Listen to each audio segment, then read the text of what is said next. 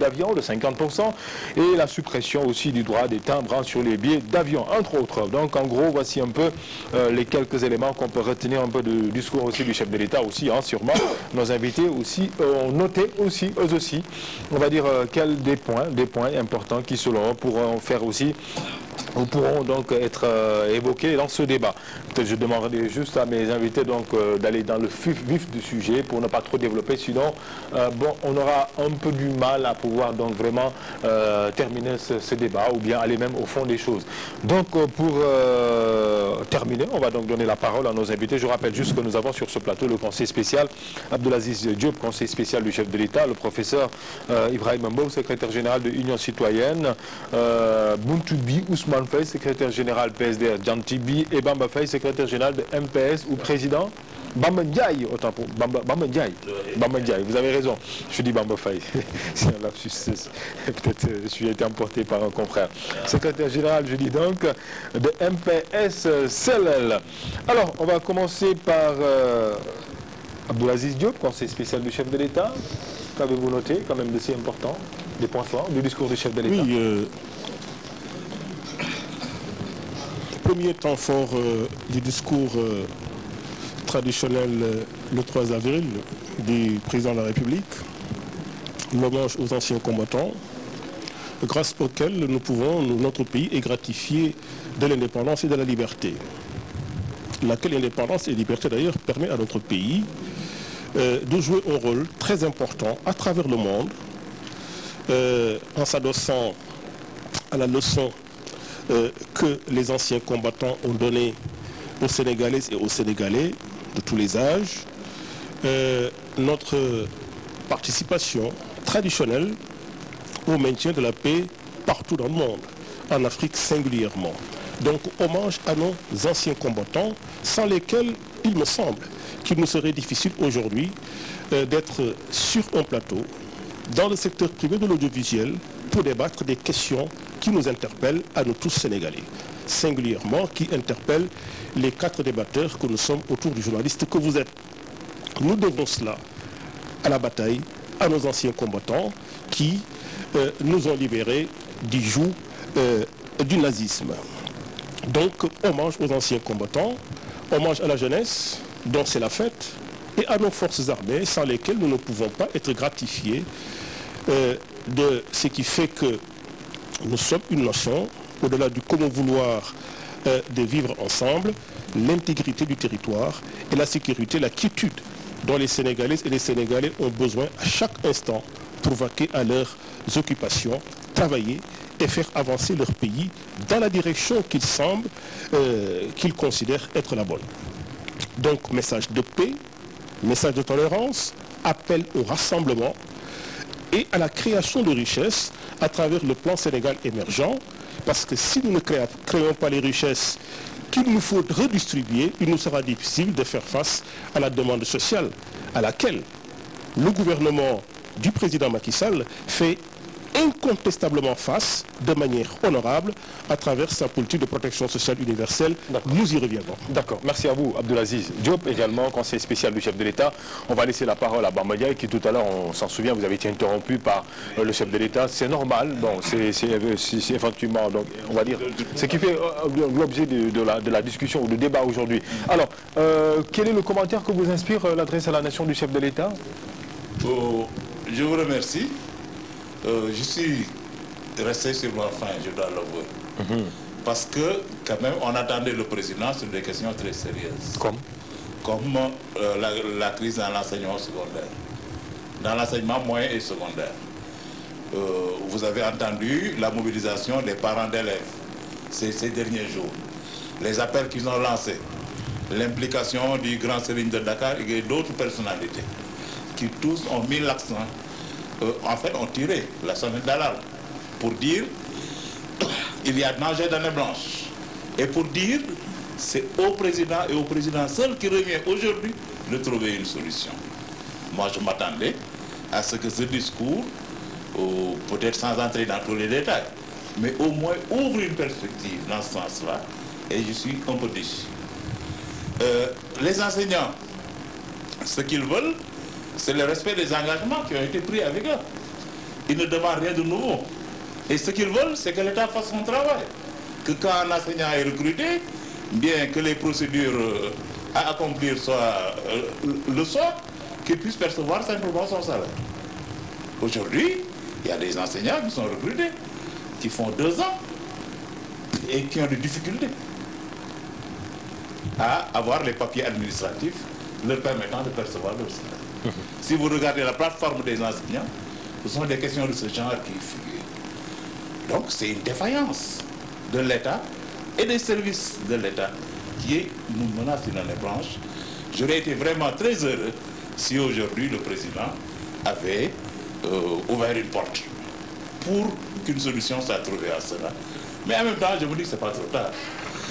Il ne l'a pas fait aujourd'hui. J'espère que demain, après-demain, il le fera. Parce que c'est une question nationale qui nous interpelle tous au même titre. À part ce point, il a su répondre à vos inspirations. L'autre question sur laquelle personnellement j'attendais le président, c'est l'échec lamentable de la campagne arachidienne. Le gouvernement a dit, oui, il y a un prix plancher, c'est 200 francs, mais partout dans le Sénégal, les paysans disent que non, il n'y a pas de ça. Partout dans le Sénégal, les paysans se plaignent des bons impayés. On a même entendu les opérateurs eux-mêmes dénoncer les huiliers en disant que non, ils ne paient pas. Ils ne paient pas l'argent des paysans. Et que les huiliers même sont dans une situation où ils sont obligés de prendre l'arachide du paysan, le donner à l'huilier, mais ils n'arrivent pas à récupérer l'argent pour payer le paysan. C'est une situation grave, catastrophique. Que valent les discours sur l'importance de l'agriculture si c'est notre principale spéculation, l'arachide, on peut enchaîner comme ça, d'année en année, des échecs, des échecs, des échecs. Non. D'accord, d'accord. Donc moi, je m'attendais à ce qu'aujourd'hui, oui, sur ce point également, mais qu'il donne un petit déclic. C'est parfait, on reviendra à vous un peu plus tard. Donc merci. On va laisser la parole à Ibrahim Mbow, secrétaire général de l'Union citoyenne Buntoubi. Monsieur Mbow, vous avez suivi le discours du chef de l'État? Oui, j'ai suivi le discours avec énormément d'intérêt. C'était un discours puissant et très pertinent. Le président de la République a rappelé son engagement pour le Sénégal. Il a aussi parlé des réalisations très concrètes, je reviens. Mais ce que le président a montré de très fort et de très puissant, il a dit quand même à tout le monde que la seule idéologie qui, j'allais dire, était valable pour nous tous, c'était le travail. Le travail avec respect, avec discipline. C'est important et c'est très fort. L'autre élément aussi, il a avec le PSC exploré le futur, avec une capacité, une capacitation à tous les niveaux. Je pense que la logique aujourd'hui défendue dans le discours du président de la République, c'est une logique de construction du Sénégal, ce n'est pas une logique politicienne. Je pense que quand il rappelle le travail qui a été fait au niveau de l'éducation, de l'enseignement supérieur, je reviens, au niveau des forages, montrer aujourd'hui qu'il n'y a pas que Dakar, il y a tout le Sénégal. Je rappelle quand même qu'au niveau des forages, il l'a évoqué, il y a des travaux au niveau de Dakar, au niveau de Saint-Louis, au niveau de Podor, au niveau de Richard Toll. Dans le domaine agricole, nous avons parlé de l'autosuffisance en riz, mais c'est plus que ça, c'est l'autosuffisance alimentaire. Parce qu'en réalité, dans nos économies, nous avons manqué d'anticipation dans les régimes précédents et le président de la République est en train de corriger. Nous ne pouvons pas continuer de dépendre de la Chine. D'ailleurs, la Chine, qui a été exportatrice de riz, dans 2 ans, va être acheteuse de riz. Nous ne pouvons pas attendre cela. Il y a un travail colossal qui a été fait. Le président a donné un résultat concret, 559 000 tonnes cette année. Autre élément aussi très puissant, c'est les infrastructures. Il a parlé de l'autoroute Thiès-Touba. Nous allons réaliser avant 2017 100 km d'autoroute pour enfin écouler les produits agricoles, aller vers Dara, aller vers Linguère. C'est aussi un résultat puissant. Autre résultat qu'il a évoqué, mais c'est l'enseignement supérieur, la crise dans l'enseignement supérieur et dans l'éducation nationale. Mais c'est l'héritage. Les régimes précédents ont pris tellement d'engagements politiciens qu'ils n'ont pas pu honorer. Et aujourd'hui, le gouvernement est ouvert au dialogue. Je reviens sur l'arachide. Mais l'arachide, c'est une filière, M. Ndiaye Bamba, mon ami et frère. C'est une filière, c'est la SUNER qui a posé problème à un moment donné. Mais qu'est-ce que le gouvernement a fait? C'est la SUNER qui devait acheter les graines. Mais puisque la SUNER n'a pas fait, c'est le gouvernement qui a trouvé une parade en faisant venir les Chinois. Parce qu'il y a un partenariat dynamique par rapport à ça. Et les Chinois, il faut à Pout, où il y a une station d'achat et les graines partent pour la Chine. Autre élément aussi dans la filière arachidière. nous n'avons pas que les arachides aujourd'hui dans le marché mondial des oléagineux. Il y a le tournesol, il y a le colza. Je pense que le président a montré dans son discours que l'industrie a un véritable avenir pour le Sénégal. Fini la production sans valeur ajoutée. Allons vers les chaînes de valeur. Je rappelais tout à l'heure que dans les haricots, dans les cerises, dans les fruits et légumes, le Sénégal marque des pas de géant. Et d'ailleurs, M. Diaby, c'est important de manière scientifique de dire, si on compare ce que le président Adjouf a fait de 1981 à 84, ou même comparer ce que le président Wade a fait de 2000 à 2003, et qu'on compare aujourd'hui ce que le président Macky Sall est en train de faire de 2012 à 2015, vous voyez qu'il y a une vraie rupture et que le Sénégal est en train de marquer un bon géant. C'est important. Vous voulez dire que Macky Sall a mieux fait que ses prédécesseurs? C'est sans commune mesure. En termes d'ambition, installée, en termes d'engagement. Il a mieux fait que? Ah mais attendez, ce n'est même pas comparable d'un point de vue scientifique. Rappelez-vous, de 2000 à 2003, rien n'a été fait, alors que le régime socialiste avait presque laissé un peu d'argent. Je parle sur le plan des infrastructures, sur la dimension économique et surtout sur l'indépendance et l'autosuffisance alimentaire. Le Sénégal devient, j'allais dire, un pays industriel qui a de l'avenir. C'est important de le rappeler. Cette ambition installée et sans commune mesure. J'aimerais bien y revenir tout à l'heure avec donc, les accords de partenariat, de tout ça, parce que les gens en parlent beaucoup. On va beaucoup s'apesantir sur l'aspect économique parce que c'est très important. Les autorités ont dit que leur souhait était que vraiment le Sénégal atteigne, on va dire, un taux de 7% d'ici 2017. Bon, le président espère que d'ici la fin de l'année, le taux de croissance sera un peu plus de 5%. On verra est-ce que les politiques qui sont mises en place, est-ce que actuellement ce que nous voyons, c'est possible réellement d'atteindre ce taux ou pas, parce que les économistes sont un peu dubitatifs ou pessimistes sur la question. On va laisser la parole à Ibrahima Faye, Ousmane Faye, secrétaire général de PSD Djantibi. Allez, monsieur Faye, vous avez la parole. Merci, cher. Oui. Vous me permettez aussi comme je l'ai fait tout à l'heure, après avoir souhaité une bonne fête de Pâques à la communauté chrétienne, de souhaiter une bonne fête à l'armée sénégalaise et de rendre hommage à nos anciens combattants. Bon, je ne vais pas abonder dans le même sens que M. Diop, parce que pour moi, nos anciens combattants, leur combat c'était pour libérer la France. Mais si nous étions là aujourd'hui et nous avons cette indépendance, c'est pas à eux qu'on les doit, nos anciens combattants là. C'est nos anciens, les politiques, je veux dire, parce qu'ils étaient tous contre l'indépendance. Donc, mais malgré tout, permettez-moi de leur rendre un vaillant hommage pour avoir libéré la France. Bon, cher, moi je suis tellement déçu parce que je viens d'entendre. Parce que pour moi, le président me semble comme il est dans son première année de gouvernance.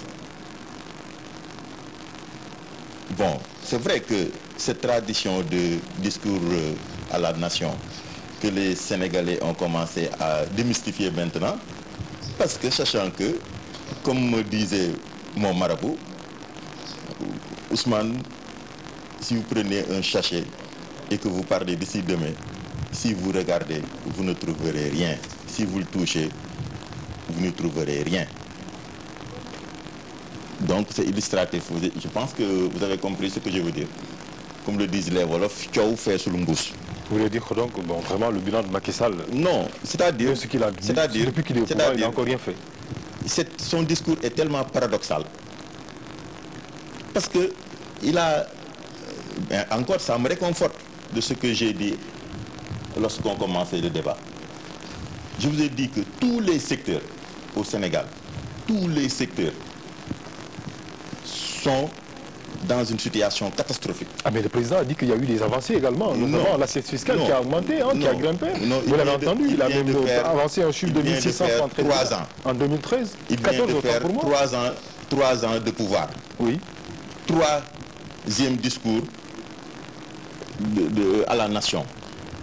Et ce qu'il disait l'année dernière, il a énuméré des choses l'année dernière. Il devait nous dire plusieurs choses. Il devait nous dire ses promesses qu'il avait faites l'année dernière, où en est avec ses promesses.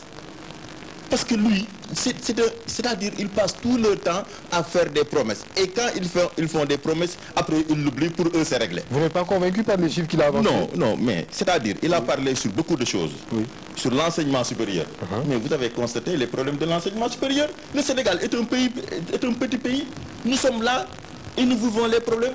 Vous avez chez vous des étudiants qui vont chaque jour à l'université.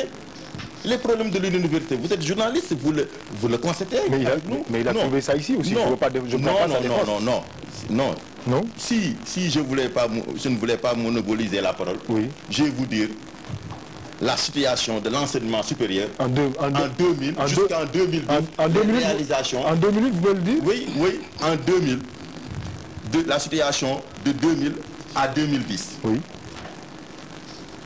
Bachelier étudiant. Indicateur. Donc, collège, en 2000, on avait 220 collèges. En 2010, nous en trouverons avec 749. C'est ça un bilan. Les lycées, on l'avait trouvé en 2000 à 48.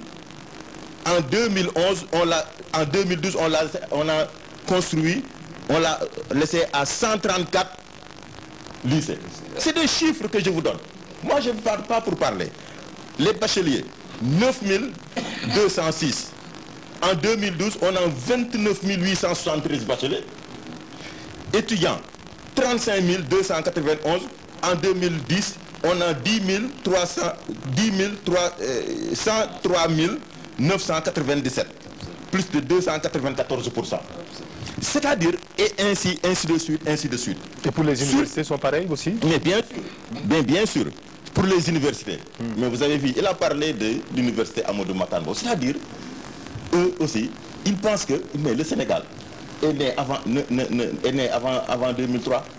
Mais quand même, vous avez tous entendu l'université du futur qu'Abdoulaye Wade construisait, ce qu'il a transformé pour dire que oui, c'est-à-dire, c'est des nakhakat. C'est des nakhakat. Et que dites-vous également de la qualité de l'enseignement? Vous avez créé beaucoup d'universités. Mais bien sûr, non, mais cher, oui. Cher, oui. C'est-à-dire, je pense que on ne s'en sort pas si. Moi, c'est-à-dire, c'est que le président Macky Sall vient de faire 3 ans de pouvoir. Il devait de nous dire qu'est-ce qu'il a réellement aujourd'hui fait. Parce que tous ces problèmes qu'il a rémunérés, c'est lui qui nous a mis dans cette situation-là. Même le secteur du tourisme, les visas qui les a créés, tout le problème c'est les visas. Un pays qui n'attire pas, où tous les secteurs tombent, sont vraiment une régression totale. Qui impose des gens là pour dire que oui, on va faire des visas d'entrée dans ce pays-là. Alors là où le Maroc, tu rentres, mais certainement, vous étiez une fois allé au Maroc. Absolument. Vous avez vu, mais il n'y a pas photo. Ils nous dépassent de loin dans le secteur du tourisme, mais ils n'ont pas fait ça. Pourquoi ils n'ont pas fait ces visas alors que le Sénégal... Je ne vais pas vous laisser monopoliser la parole, mais l'ancien régime a commencé par Abdoulaye disait que vraiment le tourisme, bon, lui, c'était pas trop son dada. Hein. Mais bien sûr, il a fait beaucoup de choses dans le Abdoulaye disait que bon, c'était pas trop son dada. Tout le monde le sait aussi. Parce que ce qui a amené tous les investisseurs, non, bien cher, il a créé des conditions qui faisaient courir les investisseurs. Donc forcément, ça a profité au secteur du tourisme. C'est-à-dire, pour terminer, pour dire que il a parlé sur beaucoup de choses. C'est pas grave, mais c'est que il faut qu'il s'arrête et qu'il ne se trompe pas. D'accord. Il a fait 3 ans, donc aujourd'hui son discours semble à un... S'il y a élection en 2017, il ne restera plus que 2 ans. Allez-y. Oui, très rapidement. Je pense que M. Ousmane Faye se trompe de discours. Nous sommes en train d'analyser, me semble-t-il, le discours à la nation, traditionnel à la nation, le 3 avril du chef de l'État. Ils attendaient tous les deux le président Macky Sall sur un bilan qu'il semble avoir fait le 31 décembre. Je pense que le 31 décembre est la date la plus appropriée pour faire le bilan de l'année. 3 avril, c'est la fête nationale dédiée à la jeunesse et à l'armée pour conforter notre indépendance, nos libertés, et puis avancer dans la création de richesses afin de répondre aux demandes des Sénégalaises et des Sénégalais. Parlons d'enseignement. le 31 décembre, puisque vous voulez un bilan, que le président ne répète pas le 3 avril. Le 31 décembre, le président Macky Sall s'est adressé à la nation et a dit, entre autres, en matière de réalisation, 200 écoles supplémentaires qui ont été réalisées. À cela se sont ajoutés 20 nouveaux collèges. Un programme hardi de réhabilitation des établissements, dont Maria Moba en particulier et le lycée Ahmed Fall de Saint-Louis. À cela s'ajoute un programme pilote d'érection de Dara modernes. 100 établissements ont été ciblés. 64 Dara vont être construites entre 2015 et 2016. Et le président Macky Sall a convié l'ensemble du système éducatif à l'observation des normes du programme PAQUET, programme d'amélioration de la qualité, de l'équité et de la transparence dans le système éducatif. Est-ce que l'État réfléchit comme à la qualité de l'enseignement? Parce que tout le monde remet en cause la qualité L'État réfléchit à la qualité de l'enseignement. Permettez-moi à aller à contre-courant d'une idée reçue qui voudrait que notre système éducatif soit un système éducatif qui n'est pas empreinte de qualité. C'est totalement faux. Et permettez-moi de rendre hommage à nos instituteurs, à nos institutrices, à nos professeurs de collège, de lycée, à nos universitaires. Pourquoi dois-je rendre hommage, moi, en tant que parent d'élèves, à nos enseignants en général? Pourquoi? Moi, je suis parent d'élèves. On oublie souvent, quand on parle de l'éducation, qu'on a en face de soi des parents d'élèves. Vous êtes parents d'élèves. M. Ndiaye, M. Faye et M. mon ami sont parents d'élèves. Moi, en tant que parent d'élèves, permettez-moi très rapidement de parler de la situation qui prévaut chez moi en tant que parent d'élèves et qui explique le fait que j'ai des raisons de faire hommage, de rendre hommage à nos enseignants. Chez moi, Abdelaziz Diop, parent d'élèves et parent d'étudiants, j'ai un neveu qui est en train de rédiger son doctorat, tenez-vous bien, de mathématiques, à l'université Cheikh Anta Diop de Dakar, dont est issu le président Macky Sall. J'aimerais qu'on me dise comment une université dont on passe tout le temps à parler des contre-performances serait-elle capable de nous doter d'un chef de l'État qui n'a été formé nulle part ailleurs qu'à l'université Cheikh Anta Diop de Dakar, et mon neveu qui aujourd'hui prépare un doctorat en mathématiques dans les conditions de cette université-là. Donc moi, je termine. Il y en a beaucoup qui font des doctorats. Donc moi aussi, je termine. Je termine.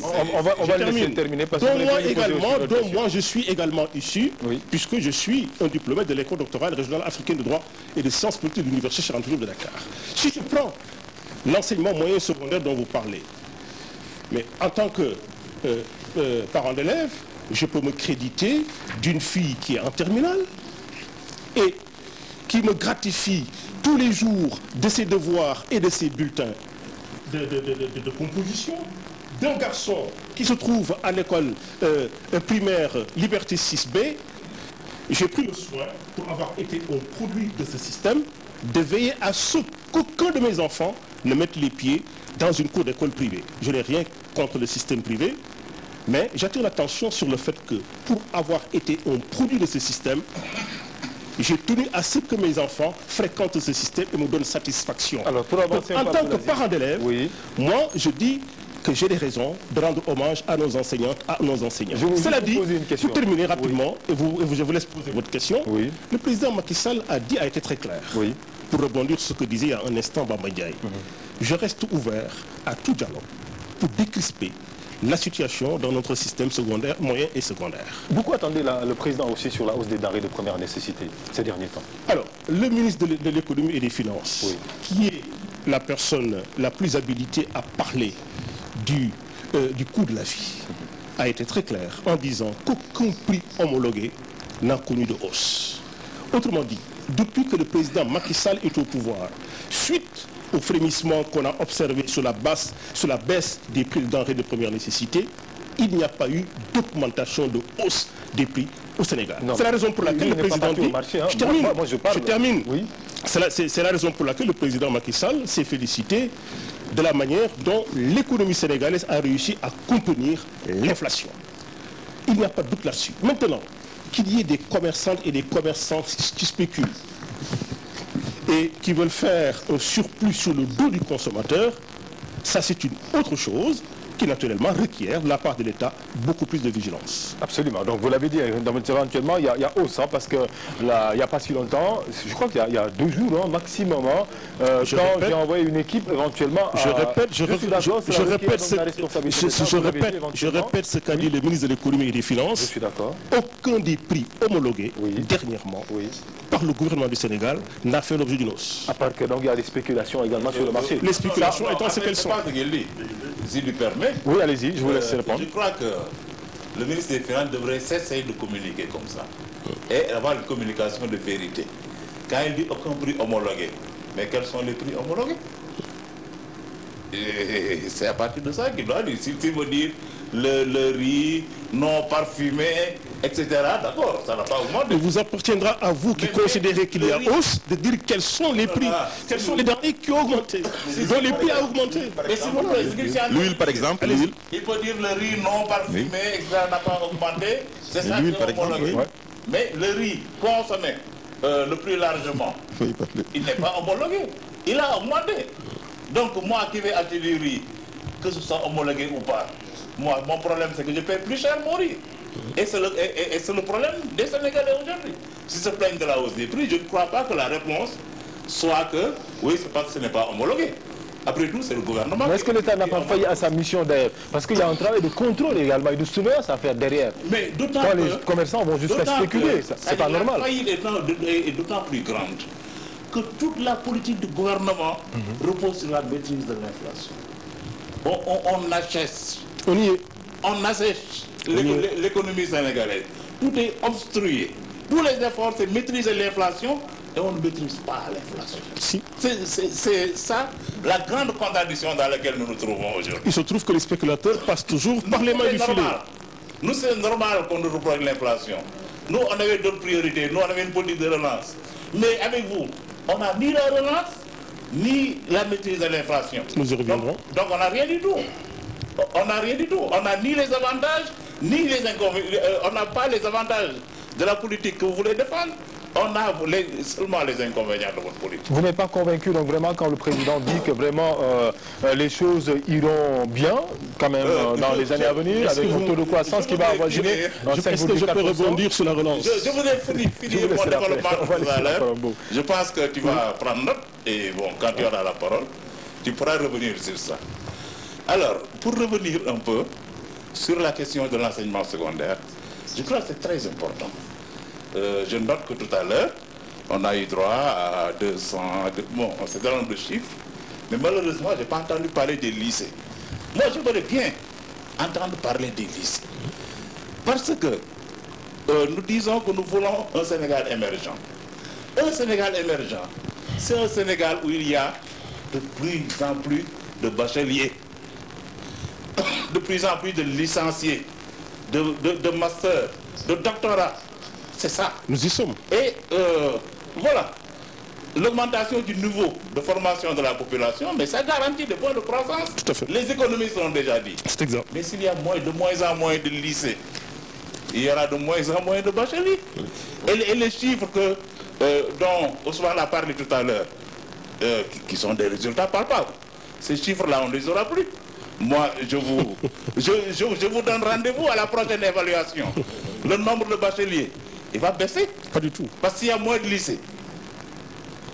Si on ne construit pas les lycées au rythme où la population Ndiaye, très rapidement. Non, mais écoutez, quand même. Est-ce que je peux intervenir Est-ce que je peux intervenir sur ce point? Laissez-le terminer. Allez-y. Moi, je ne vous ai pas interrompu. Allez-y, je vous écoute. Dans ce que vous disiez, m'inspirez, mais bon, j'ai gardé mon calme, j'ai attendu patiemment. D'accord, terminé. Voilà, comme ça. On n'a plus beaucoup de temps. Nous y sommes. Voilà, très bien. Alors donc, voilà, moi je souhaiterais, puisqu'on parle d'émergence, que les acquis qui ont été trouvés ici, pour lesquels des Sénégalais, des élus sénégalais, simplement, ce n'est pas une question de camp et tout ça. Aujourd'hui, c'est vous qui êtes au pouvoir. Avant, le Sopido était au pouvoir, mais les gens se sont battus pour faire avancer le Sénégal, pour augmenter le nombre de bacheliers, augmenter le nombre d'étudiants. il faut viser à avoir plus.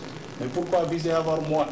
À l'université, les réformes qui sont introduites, sur les droits d'inscription, et tout ça, ça mène à quoi? Ça mène à moins d'étudiants. Mais M. Ndiaye, c'est bien la quantité, mais il faut d'abord aussi se focaliser sur la qualité aussi. Mais justement, toute la question est là. Oui. Ce qu'il dit, c'est ça. C'est la qualité, au détriment de la quantité. Mais c'est ça l'échec. Mais ça ne sert à rien d'avoir un pléthore aussi d'étudiants, alors que vraiment ces étudiants ne sont pas à la hauteur. Il faut la quantité et la qualité. C'est ça, les politiques qui ont été mises en œuvre au Sénégal. Nous sommes d'accord. De 2010 à 2020. On va laisser la parole à Ibrahim Ambo, le professeur Ibrahim Ambo. Oui, mais je vais quand même un tout petit point. Oui. S'il le permet. Oui. Pour revenir sur la question des statistiques, parce que dans le discours du président, il y a eu beaucoup de statistiques. J'ai entendu un certain nombre d'autres chiffres. Moi, je voudrais dire très sincèrement que je suis très dubitatif sur ces chiffres-là. Je crois qu'en matière de statistiques... Lesquels, par exemple? Oui, je vais le dire. Ce pays a reculé. La transparence des statistiques au Sénégal, c'était un acquis. Et il y a des institutions indépendantes qui donnaient des statistiques crédibles au Sénégal. Jusqu'en 2013, c'était ça la situation du Sénégal. Quand il y a eu un conflit de chiffres entre le ministère et l'organisme indépendant. Mais depuis lors, les chiffres qu'on nous donne, on ne connaît pas leur provenance. On n'a fait rien. Et on donne des chiffres qui n'ont aucune crédibilité. Comment peut-on dire aujourd'hui qu'il y a une augmentation des recettes budgétaires aussi importante entre 2012 et 2014, alors que pour ceux qui ont suivi, sur le site internet du ministère de l'Intérieur, dans chaque rapport trimestriel, on nous a dit qu'il y a baisse des recettes.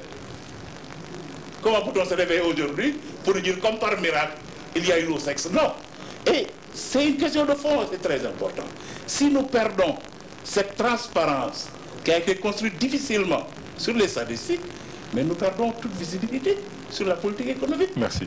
Merci infiniment. Donc on va laisser la parole. Merci M. Gabi. Moi je reviendrai vraiment dans le cœur du débat pour apporter des précisions. Oui. C'est vrai que le président a parlé du plan Sénégal émergent, mais je pense qu'il faut le rappeler, et pour le souligner, que l'ancien vraiment plan extraordinaire, c'était le plan du président Mamadou Dia, qui était un plan ambitieux. D'ailleurs, je me rappelle, feu Abdou Aziz Dabar Mamadou disait général, tellement c'était un plan salutaire. Depuis lors, nous avons perdu presque 50 ans. Aujourd'hui, ce plan, c'est le PSE est quand même extraordinairement ambitieux.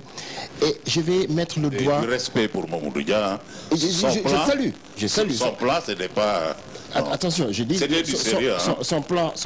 Non, je dis simplement que le plan de Mamadou Dia était extrêmement ambitieux. Je le salue. Son plan était tellement ambitieux. Il a bien dit. Commandé à 2 milliards. Anglais ou je ne sais pas quoi. 2 milliards 500. 2 milliards 500. Il a bien dit qu'il le salue. Il a dit bien qu'il salue le plan. Que je salue son plan. Il dit bien qu'il salue le plan. Il dit bien qu'il salue le plan. Il compare. Attendez, je termine.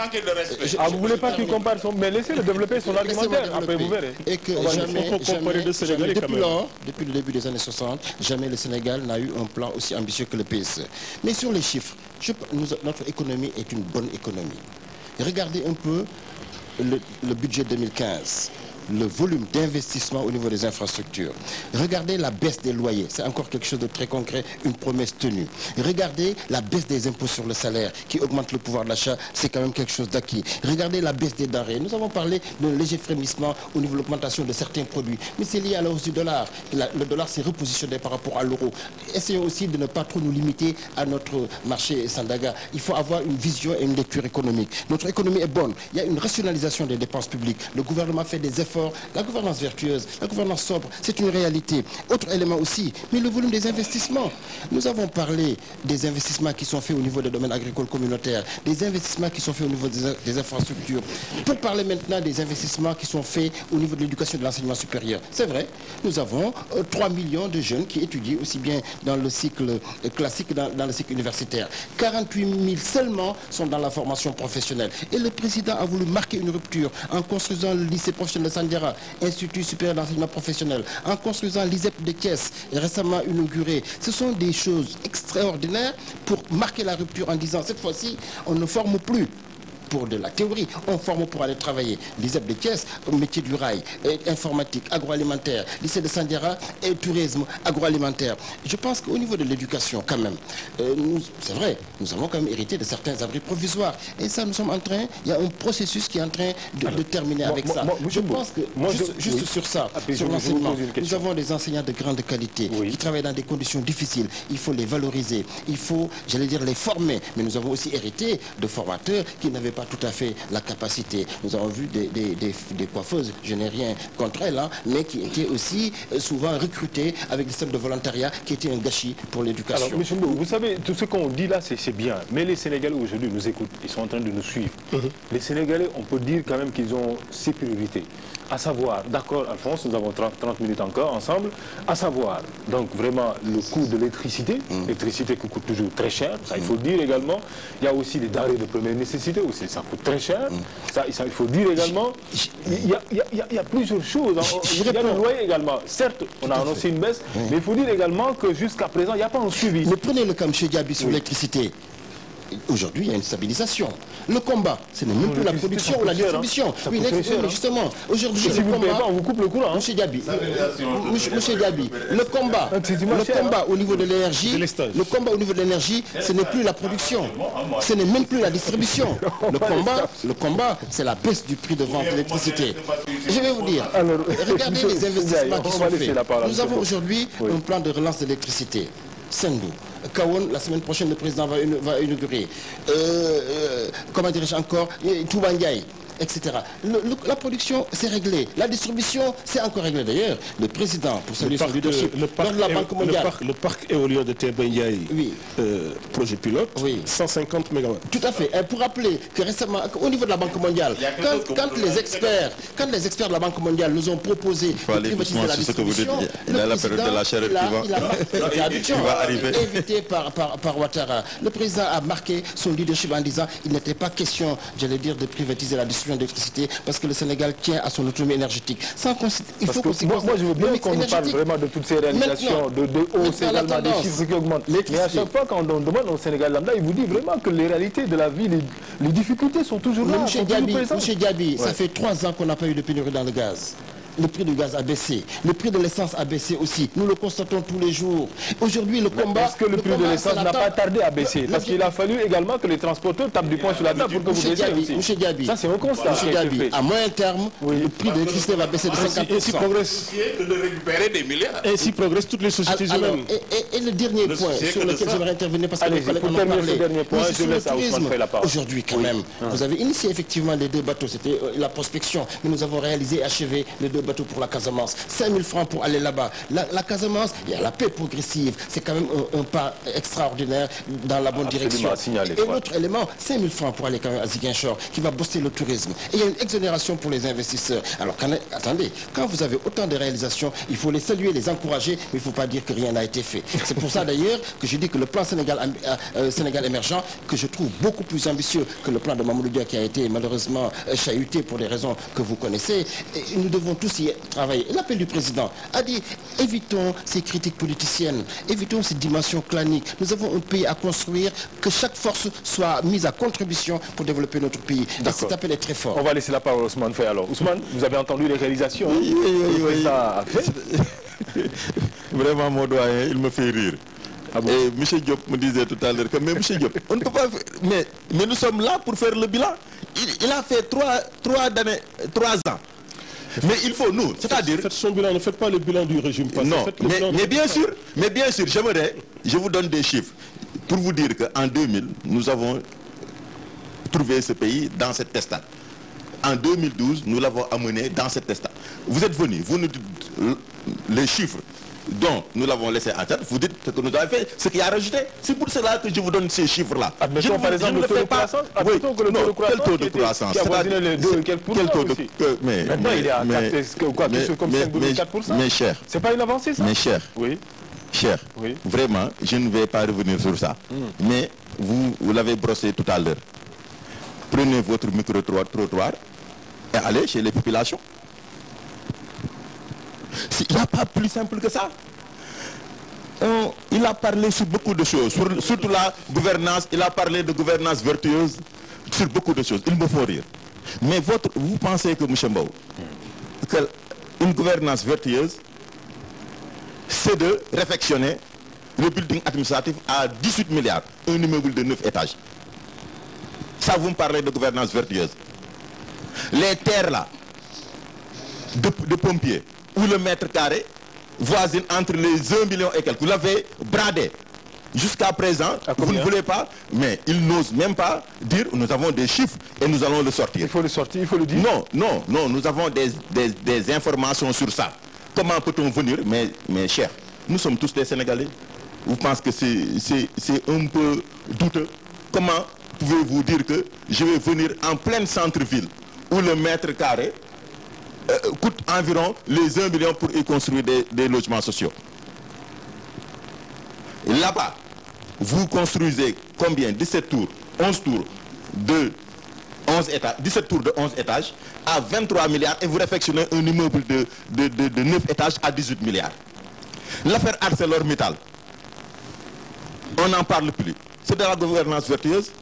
L'affaire Petrotim, où le frère du président, qui était dit néant avant 2012, qui s'est trouvé subitement pétrolier, et prendre notre 30% de notre pétrole du Sénégal. L'affaire ArcelorMittal. Tout ça, vous me parlez de gouvernance vertueuse. Africa Énergie, Banque de Dakar, dont Aliou Sall et personne. Mais c'est-à-dire, je ne veux pas parler de ces trucs-là. Mais je vais cher, attends. Non, on va y répondre. Non, je voulais attends, doyen. Moi, je vous dis que, oui. C'est-à-dire, dans tous les domaines, je peux vous donner des chiffres. Moi, je vous dis qu'en 2000, nous avons trouvé ce pays dans cet état. Et en 2012, nous avons laissé dans. Et personne ne peut démentir ça. Donc, mais vous parlez de l'université. Il a mais, c'est-à-dire, le budget et les bourses aussi à l'université, il faut en parler. Je vous ai dit que, certainement, vous avez fait l'université. Vous n'êtes pas professeur d'université, il est professeur d'université, M. Mbow. Je suis professeur associé, oui. Associé, oui. Donc, je vous dis qu'en 2000, le budget de fonctionnement de l'université était de 22 milliards 778 millions 880 256. En 2010, on l'a ramené à 100 milliards 50 millions 230 000, soit plus de 349%. Je vous dis, 349%. Mais de 2010, de 2012 à maintenant, qu'est-ce que vous avez rajouté? 140 milliards. Hein?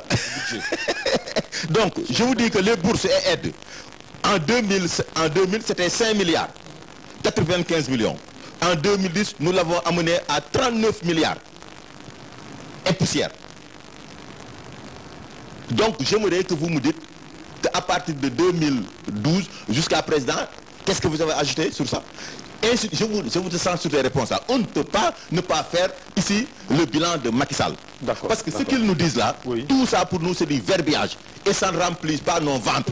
Et ça ne règle pas les problèmes des Sénégalais. Et tous les problèmes qu'il a énumérés, et dans tous ces secteurs-là, c'est lui qui l'a mis dans cette situation, comme je viens de vous le dire, qui n'avance pas, recule. Alors les Sénégalais actuellement nous suivent. C'est plus simple que ça. Nous suivent autant pour moi. On va laisser la parole à Abdoulaziz Diop également, apporter des réponses par rapport à tout ce que vous venez de dire. Hein. Vous savez, le débat politique au Sénégal est un débat souvent de très bas niveau pour une raison très simple.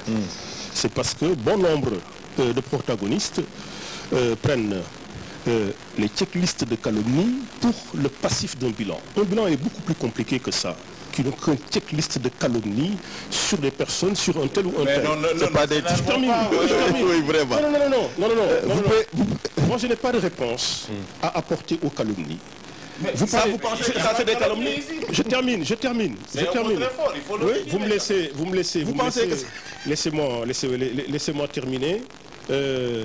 J'ai l'habitude de participer à des débats et croyez-moi, je ne m'emporterai pas. On va le terminer de toutes les façons. Mais j'attire votre attention sur un fait. Donc faites très attention. Un checklist de calomnie ne fait pas office de passif d'un bilan. Un bilan politique est beaucoup plus complexe que ça.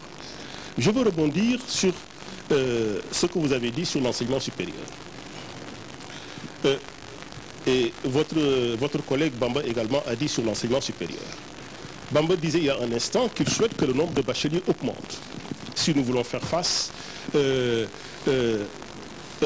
à nos impératifs de développement économique et social. Mais il ne fait aucun doute que le nombre de bacheliers va crescendo au Sénégal. C'est l'une des raisons d'ailleurs pour lesquelles le président Macky Sall a envisagé d'édifier des universités supplémentaires. L'université de Kaolack, il en a parlé. Laquelle université va accueillir 30 000 étudiants avec des campus à Fatick, Toubacouta, Kaolack, plutôt Diourbel et Kaffrine. C'est parce que le nombre de bacheliers augmente qu'on pense construire une université du Sine Saloum. Je termine, laissez-moi terminer. Laissez-moi terminer. Il faudrait qu'on termine aussi. Justement, mais ça fait longtemps que nous parlons également donc, de l'enseignement supérieur. Il faut élaguer ce point. Non. J'attends juste touche les autres domaines, quoi. Vous me laissez terminer. Alors, il faut qu'on touche les autres domaines. On va recadrer le débat. Parce qu'il ne faudrait pas également que nous passions tout notre temps à parler de l'enseignement supérieur. Oui. J'aimerais bien juste laisser 2 secondes à M. Diop et lui poser une autre question pour qu'on avance. Ça marche. Parce qu'on a beaucoup parlé de... Sur l'enseignement supérieur, le nombre de bacheliers augmente, le taux de bacheliers augmente considérablement au Sénégal. Je disais qu'il y a 200 réalisations en matière d'enseignement secondaire, dont 20 collèges, et la réhabilitation d'établissements dont Maria Baba et Ahmed Fall. N'oublions pas les DARA, parce que les DARA vont être greffés dans notre système éducatif. 64 DARA modernes vont être érigés entre 2015 et 2016. Je termine là-dessus. S'y ajoute que l'érection d'une deuxième université à Dakar a vocation à accueillir également 30 étudiants supplémentaires. D'où viennent 30 000 étudiants supplémentaires. Mais d'où viennent ces étudiants supplémentaires si ce n'est que de notre système secondaire, lesquels sont tous bacheliers pour prétendre accéder à l'enseignement supérieur. Donc le bilan Ousmane Faye que vous attendez du président Macky Sall est là. Alors, voilà, cela dit. Je veux rester avec vous, un peu M. Diop également, vous vous laissez terminer. Vous l'avez également dit tout à l'heure, on l'a même évoqué dans ce débat concernant un peu l'autosuffisance alimentaire aussi. Oui. Le président également compte s'appuyer aussi pour réussir le PSE sur l'agriculture, la pêche éventuellement et l'élevage. Tout à fait. Mais quelles sont les politiques qu'ils ont mises en place vraiment pour réussir à bien cette mission? Très bien. La question est excellente. Et ça appelle une question de fond, une réponse de fond. Il ne fait aucun doute que nous parlions il y a un instant du coût de la vie. Les Sénégalais ne peuvent pas espérer acheter le riz à un prix raisonnable aussi longtemps que ce riz sera importé. Le jour où nous serons capables de faire face à notre demande locale en riz, à partir de cet instant-là, nous pouvons escompter une baisse drastique de cette denrée de première nécessité. C'est la raison pour laquelle le président Macky Sall, fort d'une bonne connaissance des contraintes, d'une bonne connaissance des opportunités, naturellement envisage une autosuffisance alimentaire à l'horizon 2017. En quoi faisant? Le président Macky Sall a dit le 31 décembre ici, 2014, dans son adresse à la nation, que 1 400 000 unités de matériel agricole subventionné à hauteur de 70% est mis à la disposition de l'agriculture. À cela s'ajoute naturellement une réforme fiscale et une réforme visant le foncier, de sorte que le potentiel que nous avons en Casamance, ce qui a expliqué, ce qui est l'une des raisons d'ailleurs de sa visite, de sa tournée en Casamance, le potentiel dans le bassin de la Nambé, les 250 000 hectares, avec des taux de rendement jamais atteints, jusqu'à l'instant où nous parlons, le président Macky Sall l'a rappelé il y a un instant. Voilà les opportunités sur lesquelles le Sénégal devra pouvoir s'appuyer pour garantir à sa population une autosuffisance en riz. Merci. Parce que 600 millions à 800 millions de riz importés est intenable, aussi bien pour le budget de l'État, mais également pour les ménages qui, de toutes les façons, verront leur budget grévé par une importation de denrées de première nécessité. Merci infiniment, Abdoulaziz Diop. Oui. Est une option incontournable. À cela maintenant s'ajoutent les réformes hardies dans la pêche et l'élevage pour consacrer l'autosuffisance alimentaire. Merci. Histoire maintenant de permettre à notre pays d'atteindre le taux de croissance en 2015 de 5,4%. N'oublions pas qu'il était de 2,5% en 2005, qu'il a été le 31 décembre lorsqu'il s'est adressé à la nation à 4,5%. Il mettait en doute les statistiques de l'Agence nationale de la statistique et de la démographie. L'Agence nationale de la statistique et de la démographie, M. Bamba Ndiaye, reste une agence indépendante qui, en pour aucune raison, ne troquera son indépendance contre les chiffres du ministère. Merci infiniment, M. Diop. Alors, on va laisser la parole à Bamba Ndiaye. Je maintiens ce que j'ai dit. D'accord, mais je voudrais juste quand même, parce que sinon, si on rentre un peu dans ce débat, les Sénégalais n'en tireront pas profit. Alors, tout à l'heure, il était question éventuellement, juste pour terminer sur ça, est-ce que vraiment les politiques qui sont mises en place par l'État, est-ce que ces politiques peuvent quand même nous permettre d'atteindre l'autosuffisance alimentaire, car le gouvernement compte s'appuyer beaucoup aussi sur l'agriculture, l'élevage et la pêche. Vous avez entendu tout de suite M. Diop parler du bassin de l'Anambé, aussi parler de ces 250 000 hectares. Mais est-ce que vraiment cela pourrait nous permettre vraiment d'atteindre l'autosuffisance alimentaire? Êtes-vous convaincu par tout ce que le chef de l'État dit? Peut-être c'est un problème de méthode. Oui. Parce qu'après tout, avoir la mission de réaliser l'autosuffisance alimentaire en 2 ans ou même en 5 ans, c'est une bonne chose. Depuis Senghor, on peut exhumer tous les discours à la nation. C'est une préoccupation constante de tous les présidents de la République. Mais il faudrait que le régime actuel change de méthode. Parce que sa méthode, malheureusement, c'est pas l'effet d'annonce. L'effet d'annonce.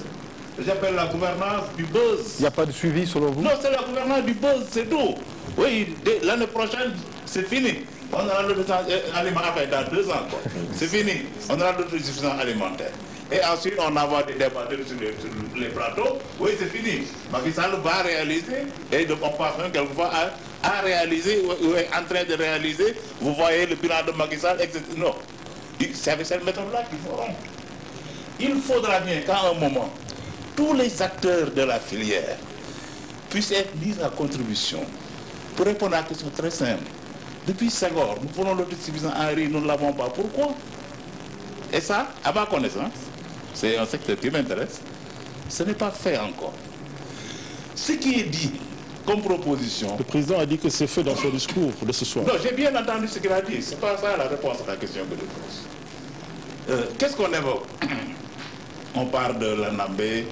Mais ressortons le discours d'Abdou Diouf. C'était dans tous les discours du président Abdou Diouf, ça, l'Anambé. Et là, je vois que dans tous les discours du président Macky Sall, on dit l'Anambé, l'Anambé, l'Anambé.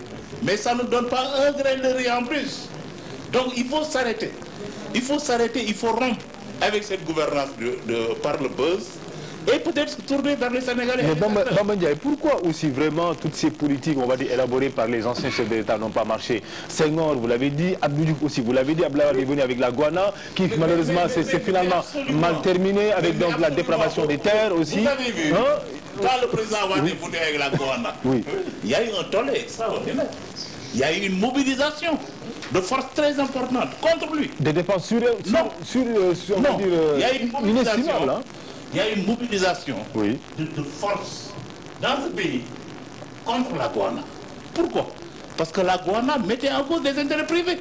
C'est tout. Je ne vais pas développer pour parler des intérêts des uns et des autres. Tout le monde comprend ce que je veux dire. Mais on ne peut pas réaliser l'autosuffisance en riz sans mettre en cause les intérêts privés. Or, ces intérêts privés-là, mais ce sont eux qui sont au pouvoir aujourd'hui. C'est l'oligarchie de la présidence. C'est les milliardaires de la présidence. C'est eux qui gèrent le pouvoir. Ils ne feront jamais l'autosuffisance en riz. Maintenant, il faut faire le buzz. Chaque jour, oui.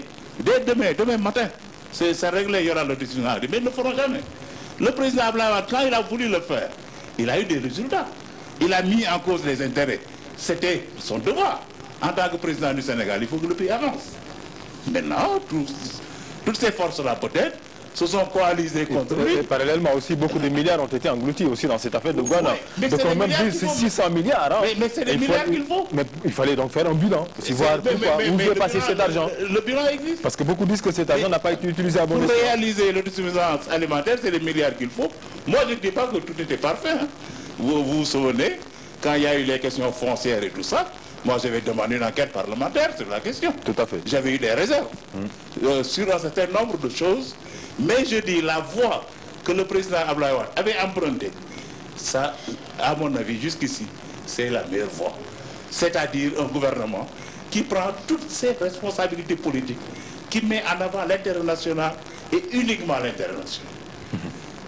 Quand Macky Sall voudra avoir des résultats, mais c'est par cette voie-là qu'il va passer. Et le PS, vous pensez, juste pour terminer, non, on va laisser à Michel, après juste... Non, je rebondis très rapidement sur ce point très précis. Vous allez revenir, c'est promis. Je pensais que vous avez fini de parler. C'est promis. Sur le PSE, je vous en prie maintenant, sur le PSE. Bon, écoutez, le PSE affiche des objectifs qui ont toujours intéressé les différents gouvernements. M. Mbow dit que c'est le meilleur plan que le Sénégal ait connu, hein, vraiment. Oui, bon, le meilleur plan, le document là, de 2011, c'est la stratégie nationale de développement économique et social. Voilà, donc c'était aussi le meilleur document. Parce que tous les grands axes du PSE figuraient déjà dans un document sénégalais validé par le gouvernement sénégalais du temps du président Abdoulaye Wade. Il n'y a pas beaucoup de nouveautés. Ce qu'il y a de nouveau et dans lequel on ne parle pas dans la communication, dans le buzz là, comme je dis, c'est les restrictions budgétaires, le rééquilibrage des finances publiques et tout ça, tous ces aspects politiques, c'est-à-dire l'austérité, l'ajustement structurel, c'est ça que le PSE apporte de nouveau.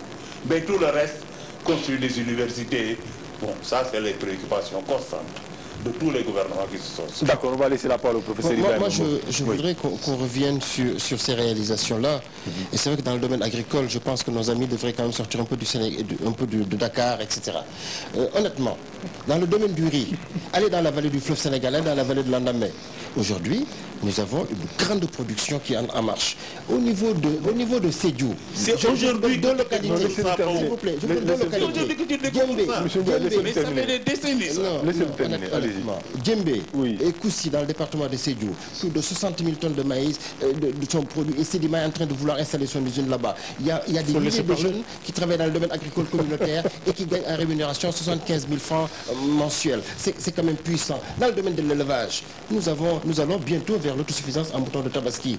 Il y a un travail remarquable qui est fait par rapport, parce qu'on ne veut plus importer du mouton de Mauritanie et du Mali. L'autre élément aussi qui est puissant, c'est quand même les 200 milliards que nous utilisons pour acheter du riz à l'étranger, mais nous créons des emplois à l'étranger. Un économiste a dit, chaque fois que vous achetez 1000 tonnes de riz, vous créez un emploi à l'extérieur et vous vous privez d'un emploi. Idem pour la collecte de lait, on est en train de régler ça. Et vous le voyez.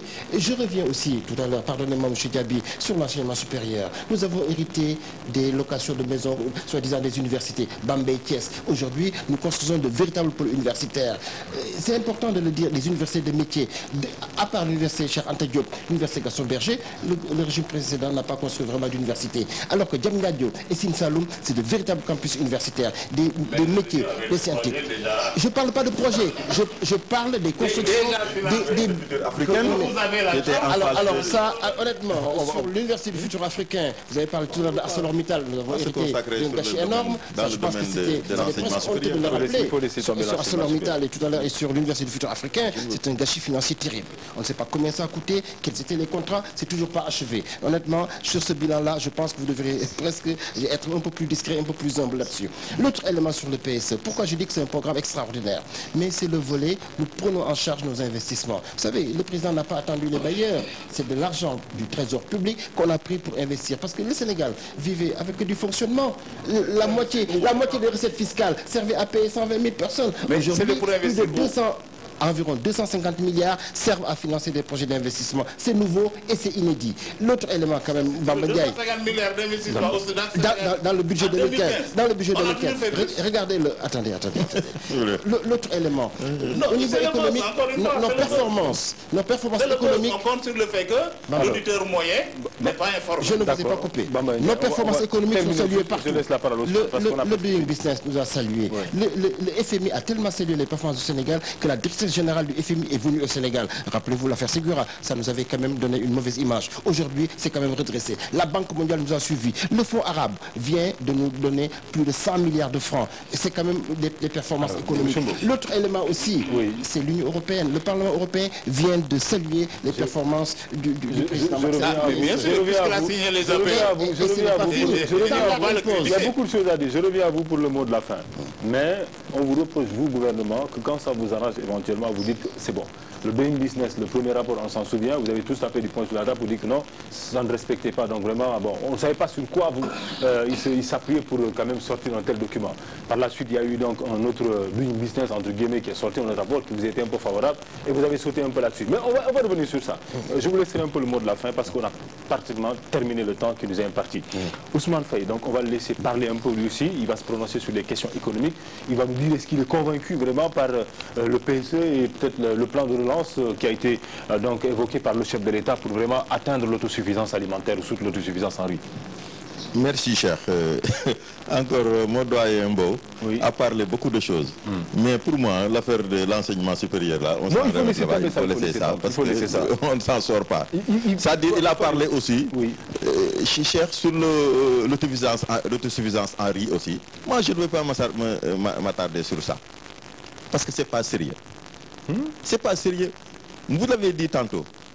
Allez dans le Valais. Dans la vallée, vous voulez dire? Dans la vallée du fleuve, plus autant pour moi, dans la vallée du fleuve, où vous trouverez des milliers de tonnes de produits non écoulés. Oui. Je regrette. Oui. Zéro stock. Non, non, non, je regrette. On a limité la production à 500 000 tonnes. Non, monsieur Mbo. On va laisser. Ne commence pas trop. Moi, j'ai mes origines dans la vallée du fleuve. Moi aussi. Oui, donc, je sais bien.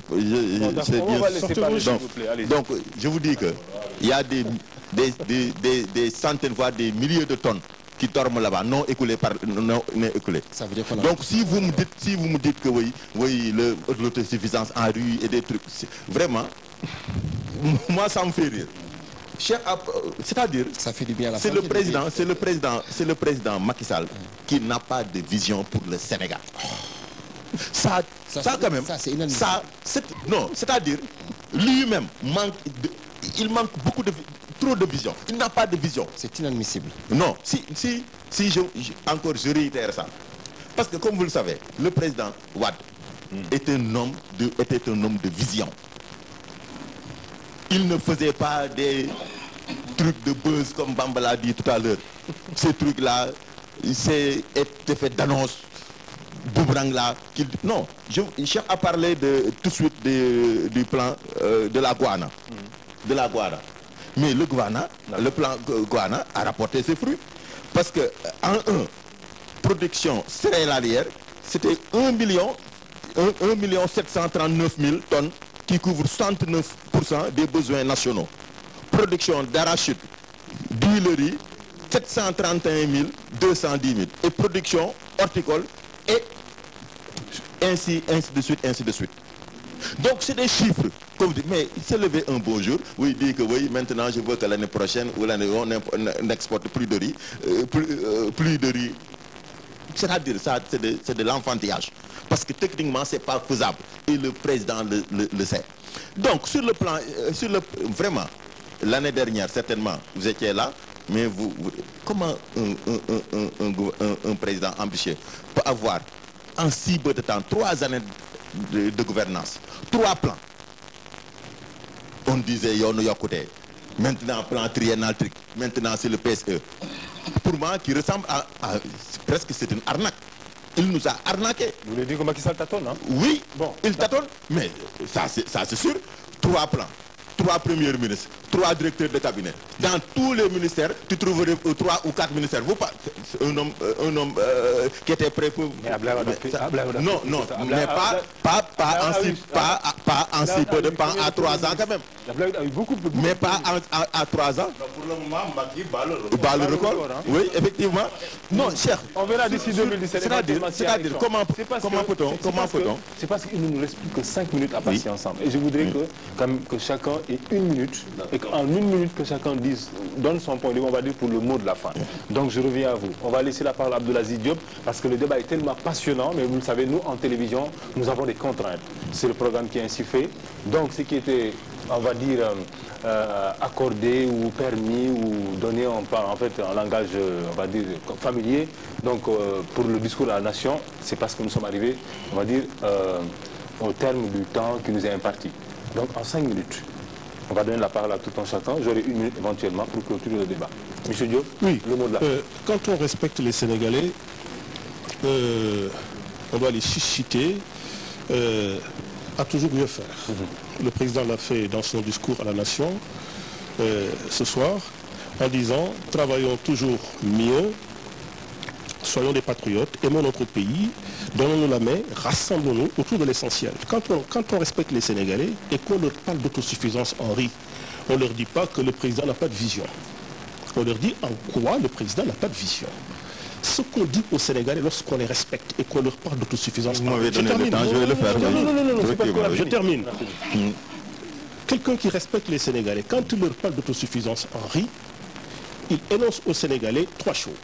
Quels sont les atouts sur lesquels cette autosuffisance en riz est gagée? Les atouts, nous les connaissons. Nous savons que le potentiel au sud du pays est de 116 000 hectares, que dans le bassin de la Nambé, que vous le vouliez ou non, il est partie intégrante du pays, il faut que nous en parlions. C'est un potentiel de 7 000 à 20 000 tonnes, 250 000 dans le fleuve. Quels sont les atouts? Et avec la possibilité pour le Sénégal, dans la vallée du fleuve Sénégal, la riziculture irriguée, et dans le potentiel qu'il y a au sud et un peu partout d'ailleurs au Sénégal, avec le système fluvial, le risicole fluvial. Merci infiniment. Ça, je termine. Ça, ce sont les atouts, très rapidement. Mais une fois que vous avez dit les atouts, vous dites les contraintes. Les contraintes, c'est les semences. La contrainte, c'est les intrants.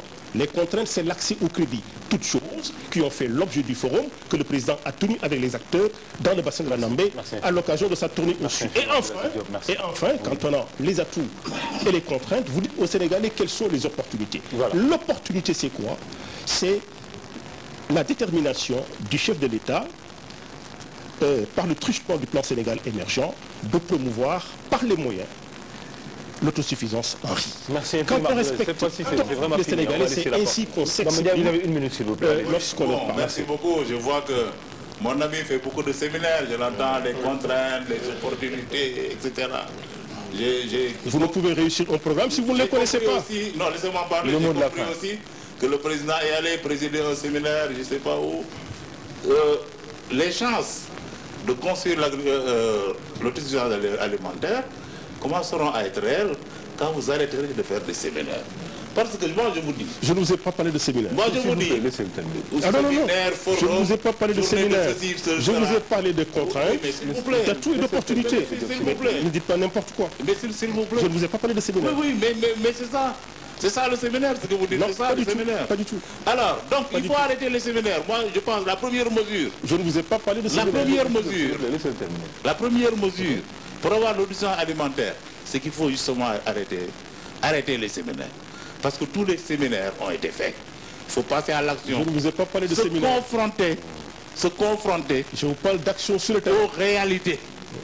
Les réalités, c'est sur le terrain. C'est qu'il y a de la tournée économique, des forces sociales portant des intérêts financiers, etc. Et le gouvernement doit choisir sa place. Le gouvernement doit se situer du côté de l'intérêt national. L'option est claire. Ce n'est pas l'autosuffisance en riz au Sénégal. Soyez poli quand même. Mais non, je suis très poli. Merci infiniment, Bamba. Non. Je suis très poli. Je vais finir parce qu'il va me laisser finir. Il a fait c'est parce que le temps du président est là. On ne va pas se chamailler pour ça, s'il vous plaît. L'option est claire. On va nous comporter comme de mais il va rester poli quand même. L'option est claire. C'est l'autosuffisance en riz à l'horizon 2017. Parce que j'ai une dernière phrase à prononcer. S'il vous plaît. J'ai une dernière phrase à prononcer. Oui. C'est que je me félicite du débat. Merci. De ce qu'on s'est dit, ouvertement, avec des mots et tout ça, mais aussi de ce qu'on s'est dit sur les dossiers comme ArcelorMittal, Petrotim, la banque de Dakar, Sénégal Énergie, etc. Parce que dès que ces questions ont été abordées, tout de suite on a vu les gros mots sortir. Voilà, merci. C'est une forme d'expression. C'est fini. Le temps que j'ai imparti pratiquement est totalement terminé. Cela signifie que ce qui est dit, c'est la vérité. Oui. Et que vous n'avez aucune réponse. Merci infiniment. Donc votre réponse, c'est l'énervement, c'est les gros mots. Ces interpellations. Je vais conclure, enfin, en ce qui me concerne, vraiment, pour saluer le leadership du président Macky Sall. Et récemment, c'était il y a 2-3 jours, le roi d'Arabie Saoudite, le roi Salman, l'a décoré de la plus haute distinction. C'est une fierté pour le Sénégal, et c'est une fierté pour l'Afrique et pour la Oumma islamique. Revenant sur le PSE, je salue à travers son discours son engagement à lutter contre les injustices sociales, 20 milliards pour la protection sociale. Aller à l'intérieur du pays, les Sénégalais sont très très fiers des réalisations du président de la République. Et l'autre élément aussi, c'est son leadership au niveau sous-régional. Une médiation discrète mais efficace au niveau du Burkina. Je pense que les Sénégalais aujourd'hui peuvent être fiers du Sénégal, avoir confiance, nous sommes optimistes. Aujourd'hui, il nous a appelés pour de la responsabilité, de la solidarité. Je pense que nous y sommes et le Sénégal avance. Macky Sall agit, le Sénégal avance. C'est le moment de la fin. Merci infiniment à vous, professeur. Merci quand même pour ces précisions, d'avoir été bref, concis et court. Ousmane Faye, vous avez le mot de la fin. Merci cher, je vous remercie et remercie mes aînés avec qui je partage ce plateau et vous lancez un appel aux populations. C'est que le problème, c'est que Macky veut, mais il ne peut pas. Il manque de vision. C'est ça la réalité, je réitère ça. Non, c'est-à-dire, c'est ça. Ce qu'on appelle un commentaire. Non, oui. Et c'est-à-dire, le développement du Sénégal ne viendra jamais de Macky Sall et de son régime. C'est pour cela que j'appelle à tous les Sénégalais, pour encore, cher, ce sera mon dernier mot, c'est que j'appelle les Sénégalais à se mobiliser contre les partisans du septennat. Parce que Macky Sall, le Sénégal ne peut pas le laisser faire 7 ans. Il fera 5 ans. Il fera 5 ans. Merci infiniment. Même c'est vrai qu'il y a le président Macky Sall, personne n'acceptera ce wax-waxet que vous voulez le faire. On verra si on fera 7 ans ou fera 5 ans. Alors, non, on a fini, Bamba. D'accord, on a fini. Il dénonçait beaucoup l'arrogance, mais on va terminer le débat en beauté quand même. Là, tu es devenu très arrogant. On va terminer le débat en beauté quand même. Moi, je te demande de réfléchir un peu. Bamba Ndiaye, s'il vous plaît. Laissez-moi conclure le débat. On a commencé en beauté, on va terminer en beauté quand même. Demain, c'est la fête nationale. Les Sénégalais nous regardent. Et on vous le doit bien. Ben d'accord, je vous remercie également, vous, qui avez bien voulu accepter cette invitation. Bamba Ndiaye, secrétaire général aussi de MPSL. C'est bien ça? Absolument. Ousmane Faye également aussi, secrétaire général du PSDR Djantoubi. Abdelaziz Diop, conseiller spécial du chef de l'État, ça se comprend, c'est normal. Et aussi, aussi. Donc, il y a que la vérité qui se comprend. Voilà, merci infiniment. Voilà, merci pour toutes ces précisions. Merci éventuellement à vous les téléspectateurs. C'est la fin de ce débat qui revenait un peu sur le discours à la nation du chef de l'État. Et puis juste vous dire que demain c'est le 4 avril, Africa 7 également ne fait pas le malin et se met au diapason. Et puis voilà, nous serons là à partir de 9h30 le matin avec donc des spécialistes, des consultants pour commenter en direct le discours, on va dire même le défilé, la prise d'armes qui démarre à partir de 10h, mais nous on sera là à 9h30. D'ici là, portez-vous bien, passez une belle soirée. Itagona sama bay wurna rew berew tay del sina mar rewo rew dem na fa lu am gis na ko say say bandi yek montagne chinois bay wurna rew berew tay del sina mar rewo rew dem na fa lu am gis na ko say say bandi yek montagne chinois Daguna samande daguna samabay wurna rew berew tay del sina mer rewo rew dem na fa lepp luy am gis na ko say say bandi yek montagne tay lay de daguna samande daguna samabay wurna rew berew tay del sina mer rewo rew dem na